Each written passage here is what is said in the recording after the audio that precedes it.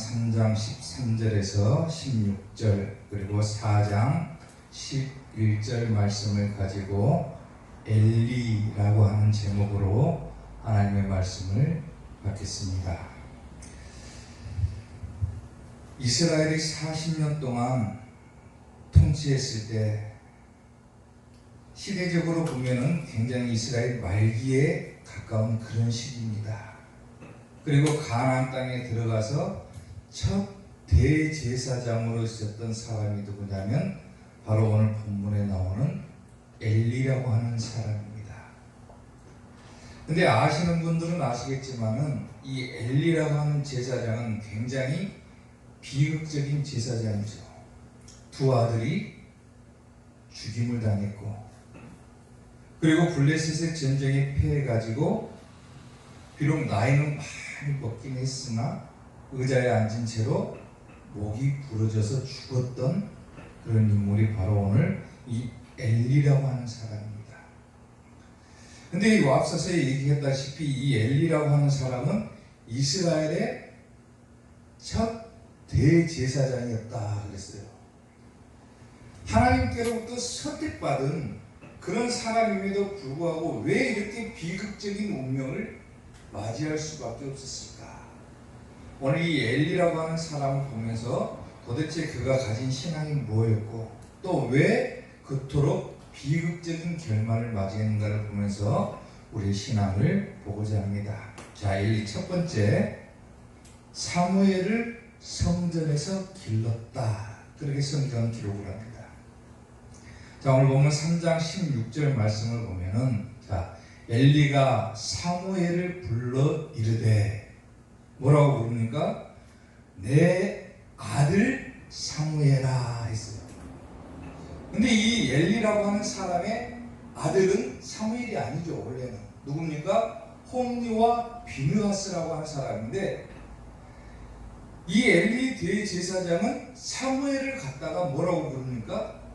내 아들 사무엘아. 그래요. 내 아들. 자기의 친자식이 아님에도 불구하고 사무엘을 갖다가 뭐라고 부르냐면은 아들이라고 부르는 거야. 아들. 이것은 뭘 뜻하냐면은 사무엘을 자기의 후계자로 생각했다 그 말이에요. 그러니까 성전에서 사무엘을 기르면서 이 엘리 대제사장이 잘한 것 중에 하나가 뭐냐면은 사무엘을 자신의 후계자로 길렀다라고 하는 거예요. 신앙적인 측면이죠. 신약을 보면은 사도 바울이 똑같은 얘기를 하죠. 그의 영적인 아들 누가 있습니까? 디모데가 있어요. 디모데가. 똑같이 사도 바울 역시도 디모데를 향해서 뭐라고 부릅니까? 아들이라고 불러요. 아들. 성경을 보면은 아들이라고 하는 용어는 크게 두 가지로 구분돼서 부르기도 합니다. 첫 번째는 뭐냐면 진짜로 자기 친자식을 부를 때 아들아 그러죠. 아들. 자기 아들이니까. 그리고 두 번째로는 자기의 제자를 호칭했을 때 역시도 아들이라고 하는 단어를 사용합니다. 그러니까 다시 말하면 엘리 대제사장은 사무엘을 자기 자식처럼 여기기도 했고 자기의 제자로서 성전에서 길렀다 그런 의미예요. 그러니까 자기의 후계자를 잘 양성했다는 말이에요. 양성했다. 이게 엘리 대제사장이 잘한 거예요. 잘한 점. 아멘. 가정에서는 자녀를 자기의 후계자로 길러내야 돼. 신앙적으로. 어느 가정이든지 간에 자기의 자녀들을 신앙적으로 훌륭하게 길러내야 됩니다. 아브라함이 이삭을 길러냈고 이삭이 야곱을 길러냈고 야곱이 요셉을 길러냈던 것처럼 오늘 여러분들의 가정 역시도 신앙적인 후계자가 양성되어야 된다. 마찬가지로 교회도 그냥 교회가 예배만 드리고 끝나버리면은 비전이 없는 거예요. 비전. 교회 안에서도 끊임없이 신앙의 후계자들을 만들어 나가야 되고 그 신앙의 후계자들을 길러야 된다는 말이에요. 엘리는 두 가지 것 가운데 한 가지를 실패했어요. 자기의 제자는 잘 길렀어요. 우리가 알다시피 사무엘을 하면 구약 시대에 가장 뛰어난 선지자 중에 한 사람 아닙니까? 자기의 제자는 잘 양성해서 신앙적으로 교회 안에서는 이 엘리 대제사장이 잘한 것이 뭐냐면 사무엘을 잘 길러냈는데 한 가지 실패한 것이 뭐냐면 자기의 친자식들한테는 그 신앙적인 교육을 전수하지를 못했다라고 합니다. 아멘? 그러니까 우리의 가정도 가정마다 뭐가 있어야 돼요? 끊임없이 자녀들이 자기 부모의 신앙을 유산으로 물려받아야 된다는 거예요. 보통 보면은 아버지 어머니는 어려서부터 예수님을 잘 믿고 신앙도 좋고 믿음도 좋아요. 근데 대부분의 자녀들을 보면은 그렇지 못한 경우가 많은 거예요.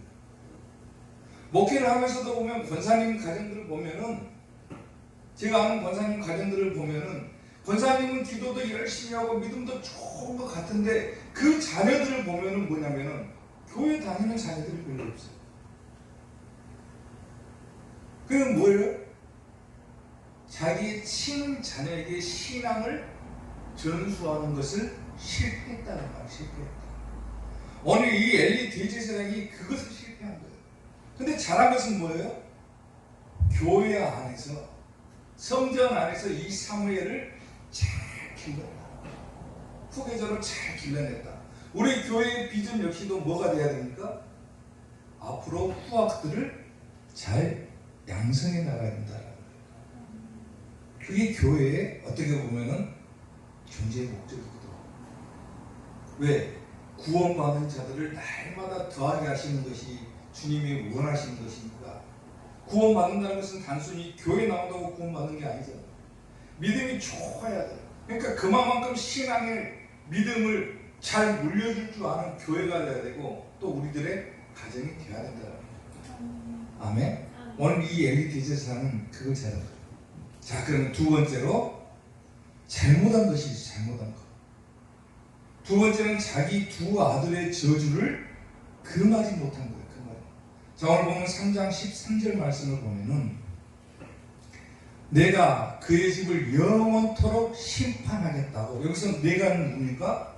하나님이죠. 하나님. 하나님께서 이 엘리의 집을 영원토록 심판하겠다고 그랬어요. 심판하겠다고 그에게 말한 것은 그가 알고 있는 죄악 때문이다 그랬어요. 알고 있는 죄악 때문이다. 엘리도 안다는 거예요. 안다는 거. 하나님이 자기의 집을 영원히 심판하신다는 것을 자기의 죄악 때문인 것을 아는 거예요. 왜 그러니까 이는 그게 뭐예요? 그가 자기의 아들들이 저주를 자청하되 그랬어요. 저주를 받으려면 받자. 스스로가 원한 거예요. 저주를 자청하되 금하지 아니하였다. 그걸 말리지 못했다는 거예요. 아멘? 여기서 저주를 자청하다 그 말은 뭐냐면 킹 제임스 성경을 보면은 스스로 타락시켰다 이런 뜻으로 번역이 돼요. 그리고 헬라 번역 성경인 70인역을 보면은 이 구절을 뭐라고 번역하냐면 하나님을 모독했다 이렇게 뜻으로 번역되기도 해요. 그러니까 아들들이 이 엘리 두 아들이 자기 아들들이 저주를 자청했다. 하나님을 모독하고 스스로를 타락시켰음에도 불구하고 이 엘리 대제사장은 그것들을 금하지 않았다. 그것을 말리지 않았다. 훈계하지 않았다. 그것이 엘리의 죄악이라고 했었죠. 그리고 영원히 심판받을 죄가 되었습니다. 아멘? 왜 그럽니까? 왜 엘리 같은 대제사장이 신앙을 치면은 이스라엘 백성 중에 가장 으뜸인 사람이 왜 자기의 두 아들을 길러내는 것은 실패했을까? 원인은 한 가지입니다. 하나님보다 자식들을 사랑했기 때문입니다. 성경은 그렇게 얘기를 해요. 하나님보다도 더 사랑하는 것이 있다면 뭐라고 합니까? 우상숭배다라고 그래요. 우상숭배. 근데 하나님께서 가장 싫어하시는 죄악 가운데 하나가 뭐냐면 뭐예요? 우상숭배. 우상숭배. 근데 다시 말하면 이 엘리 대제사장은 대제사장의 신분을 가지고 있었지만은 하나님을 숭배하지 않는 거예요. 우상을 숭배해버린 거예요. 그러니까 하나님께서 진노하신 거예요. 영원히 그의 집을 심판하시겠다. 우리가 흔히 저 성경 구절만 가지고 보면은 자기 죄도 아니고 자기 아들들이 죄를 지은 건데 왜 그 집안이 영원토록 심판받을까? 뭐 그런 경우가 있을까? 뭐 그렇게 너무 심하게 하실까? 그런데 하나님 보실 때는 입장이 다른 거예요. 왜? 저것은 우상숭배이기 때문에. 너는 대제사장이면서도 나보다 너 자식들을 더 사랑했다.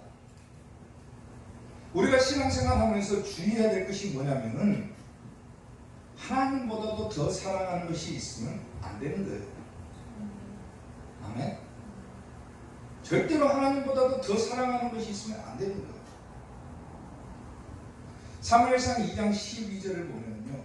자, 엘리의 아들들은 뭐라 하겠습니까? 행실이 나빴다. 그래서 누구를 알지 못했다? 여호와를 알지 못했다. 쉽게 말하면 자기 아버지가 이스라엘에서 신앙의 최고의 지도자인데, 종교 지도자인데, 아니 그 자식놈들이 하나님을 모른다는 게 말이 됩니까? 아버지가 목사인데 자식들이 하나님을 모른다? 아버지가 장로고 엄마가 권사고 그런데 자식들이 하나님을 모르고 예수님을 안 믿는다? 그건 뭐예요? 잘못된 거예요. 엘리야와 똑같은 거예요. 행실이 나쁘니까 하나님을 알지 못했으면은 부모된 입장으로서 종교 지도자된 입장으로서 하나님을 알게 만들어줘야 됩니다. 그만큼 신앙적인 교육이 중요하더라고요. 엘리가 잘못한 건 그거예요. 하나님 신앙을 가르치지 못합니다. 그러니까 뭐가요? 가문이 멸망해 버려요. 아멘. 이 구절을 잘 깊게 생각을 해봐야 돼요. 과연 내 자녀들에게 내가 하나님을 잘 가르치고 있는지, 하나님을 잘 알게 하는지, 예수님을 잘 믿게끔 하고 있는지, 그리고 그것을 계속적으로 물려줘야 되는 거예요. 아멘.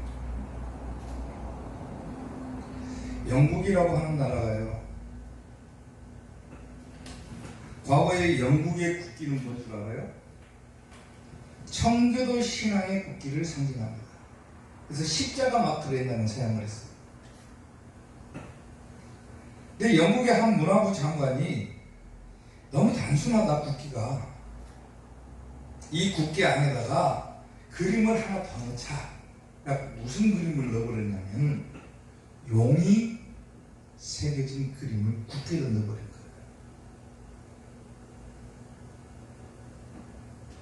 그러면 그것이 잘못됐으면은 어느 누구 하나 나서가지고 잘못됐다라고 얘기를 해줘야 되는데 얘기할 수 있는 지도자가 없는 거예요. 지도자가. 영국이 완전히 신앙적으로 다 끝나버린 거예요. 건물만 웅장하고 과거에 그 좋았던 믿음의 선진들이 그 신앙을 가지고 있었지만 지금의 현 영국을 보면은 신앙이라고는 남아있지 않아요.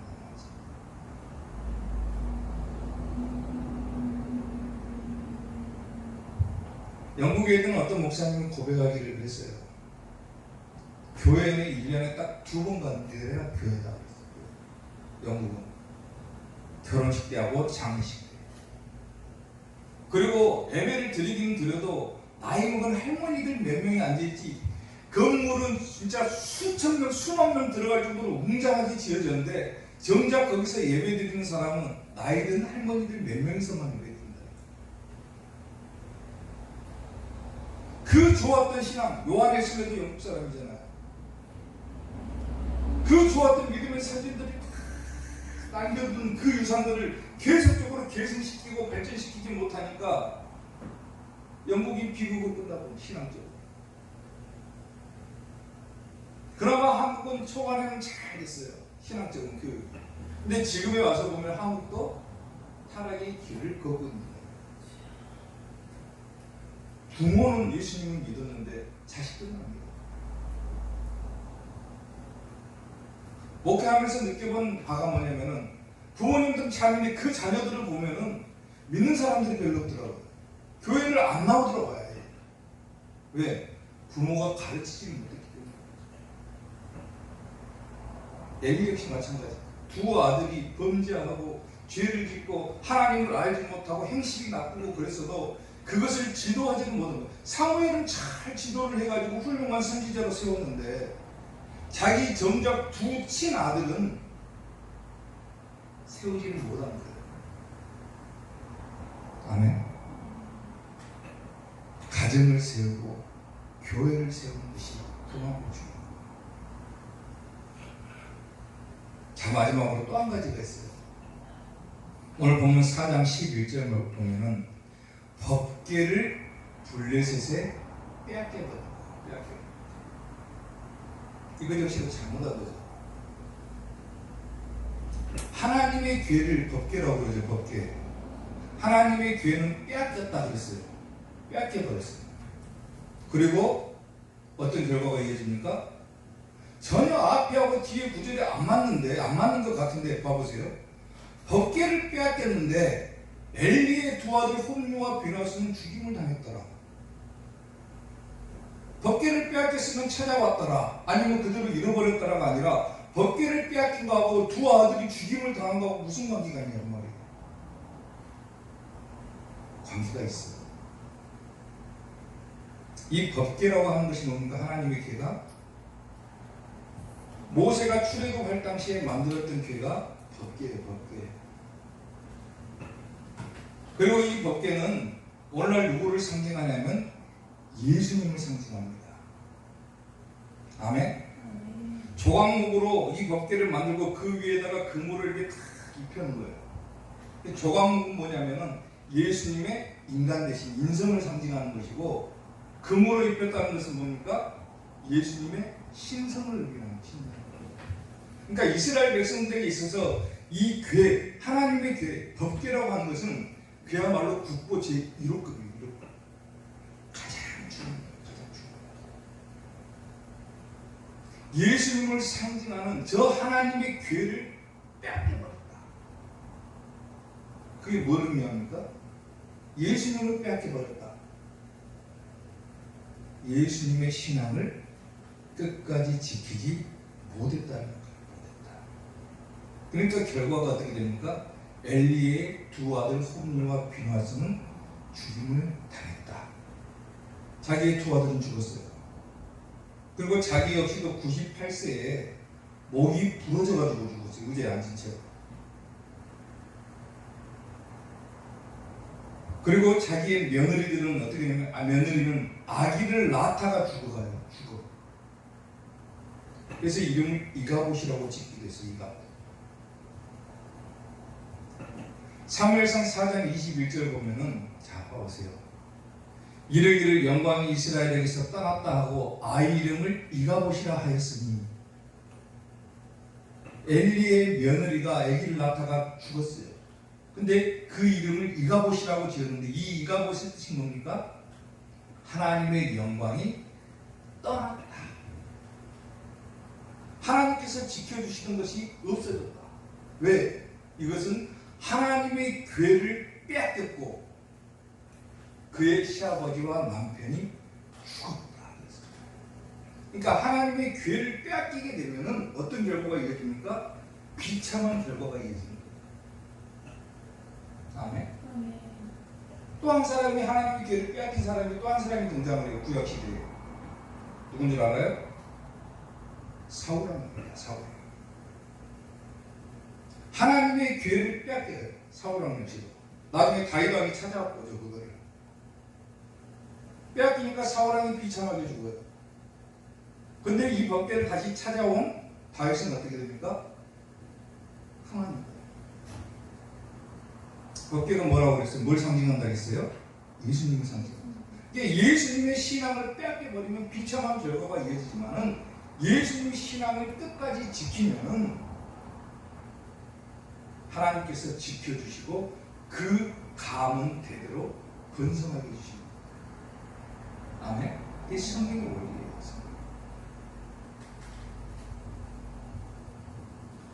이 엘리 대제사장이 이 빼앗겼던 법궤를 그가 그야말로 친자식처럼 여기고 성전에서 잘 길러온 사무엘이 다시 되찾아옵니다.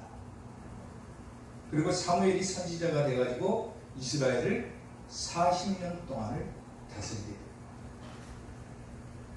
그리고 후에 사울왕이 다시 이 하나님의 법궤를 빼앗기고 다윗 왕이 이 법궤를 다시 찾아오는데 다윗 왕이 왕이 돼가지고 역시 마찬가지로 이스라엘 백성들을 40년 동안 다스려요.